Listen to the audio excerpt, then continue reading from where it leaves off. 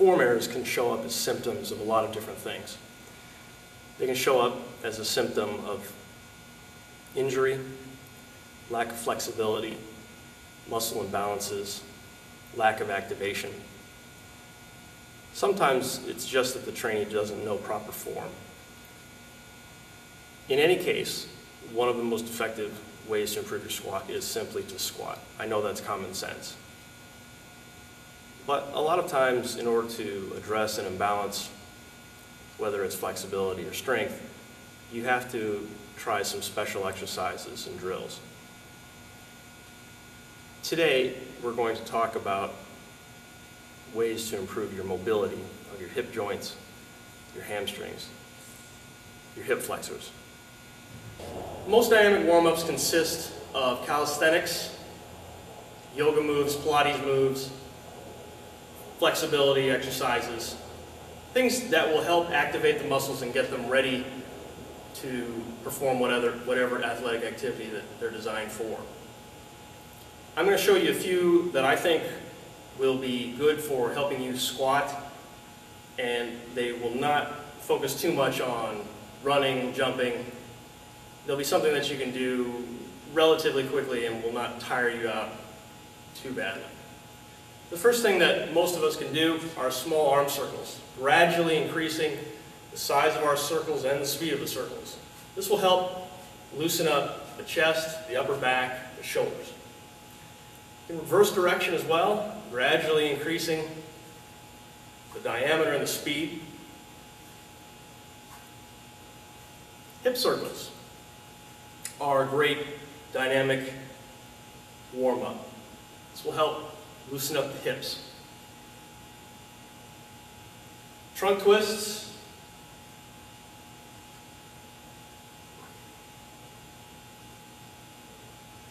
And leg twists.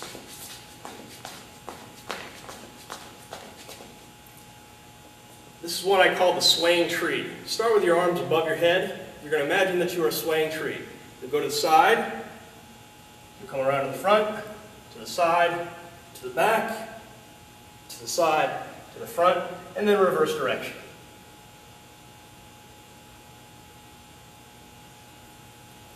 If you do these exercises before your squat warm-up, you're going to feel a little bit looser. You might even get your heart rate up a little bit. They're really good exercises. Give those a shot. Dislocates are a great way to open up the shoulder girdle and help you develop a little bit of thoracic flexibility. Dislocates are usually used with a dowel. This is PVC. You can also use bands if you have access to those. A jump rope will work just as well. Dislocates, all they are is you'll take a wide snatch grip and you'll work your arms behind your head. And eventually, you'll get to the point where you can just bring your arms over. It's okay to kind of loosen your grip here on this dowel. Broomstick will work just as well. Again, like I said, the bands, the jump rope, any of those will work just as well. As you get more flexible, you can move your hands in. You can do trunk twists with a broomstick. These are just like the trunk twists that I mentioned before, but it has the added benefit of just kind of getting a little bit of a light shoulder and bicep stretch in there. There are a lot of other stretches that you can do in dynamic exercises. If your lower back is tight, if your hips are tight, if your shoulders are tight, one thing you can try is twisting while holding on to a chin-up bar. Now, this will really hit you in the lats, the scaps, and even in the hips and the IT band. Consult your doctor, of course, but it's a great one. Pretty good hip mobility exercise that will really work the adductors of your leg are called Cossacks. They're very similar to a side lunge, but you're going to come down into a side lunge position with your foot, your weight on both heels. And this foot is going to be, you're going to have the toes up off of the ground. And you're going to shift from side to side. Now you'll see a lot of martial artists doing this in their warm-ups. I remember 25 years ago doing this in Taekwondo classes. This is called the Cossack. Side lunge is more or less the same thing as the Cossack, except you probably aren't going to be going as low. You could do this walking as well. Basically, you're just going to step out to the side, and you're going to lunge down to one side and come back up. Make sure to keep the weight on your heels. If your hips are giving you problems with heavy squatting, it might not be a bad time to take a break from those and start doing some unilateral exercises and some dynamic warm-ups, some lighter exercises just to kind of get your hips back into the swing of things. One exercise that's a great one that you just don't see people doing very often in the gym are lunges. There's a lot of ways to perform lunges with a barbell, with dumbbells, with kettlebells. It doesn't really matter. You can step behind, you can do walking lunges, you can do one leg at a time. The important thing is to do some unilateral work throughout the course of your leg training. This will help balance out things a little bit better, flexibility-wise and strength-wise. As you're doing lunges, a couple things to remember, and these are real basic things. You'll want to step in a straight line, come down, and don't bang your knee into the ground. Okay, step forward, come down, and touch. Now, as you step into your lunge, a couple things you want to make sure. You don't want your knee, your front knee, to come too far forward of your foot. If that happens, you're really putting a lot of extra pressure on the knee. So, again, try to sit down into the squat and come up. Another great exercise are what are called windshield wipers. There's a few progressions for this particular exercise. You're going to lay down with your arms out to the side, at a 90-degree angle from your body, and your knees are going to rotate from side to side. Now, this is the easiest. There are progressions to it.